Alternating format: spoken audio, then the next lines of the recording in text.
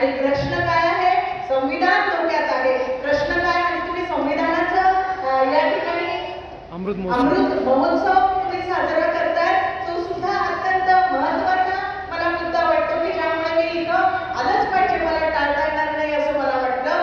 कारण संविधान आहे, संविधानाविषयी बोलतो, पण मध्येच संविधान ज्यांनी खोखल करण्याचा कार्यक्रम सुरू केला. लोकशाही म्हटल्यानंतर एक सत्ताधारी पक्ष आणि एक विरोधी पक्ष.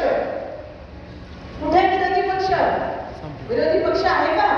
हा विरोधी पक्ष नामशेष करण्याचं षडयंत्र होत आहे, म्हणजे लोकशाही नष्ट करण्याचं षडयंत्र होत आहे. आणि यामध्ये तुमचा माझा रोल काय आहे? आंबेडकरी स्त्रिया म्हणून काही आपला रोल आहे का? आपण काय केलंय?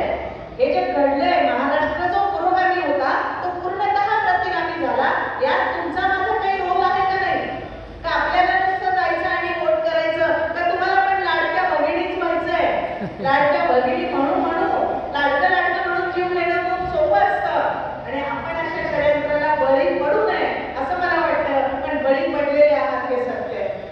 बाबासाहेब म्हणाले होते की जी धन्यवाद बाई असते ती ज्या पद्धतीनं पैसा कमवते, श्रीमंत होते, सगळ्या चैनी सुखसुविधा तिला मिळतात. बाबासाहेब म्हणाले खानदानी बाईला काय माहित नसतं का की पैसा कसा कमवता येतो? माहित नसतं का? पण ती बाई तिचं शील, तिचं चारित्र्य सोडत नाही. सोडते का?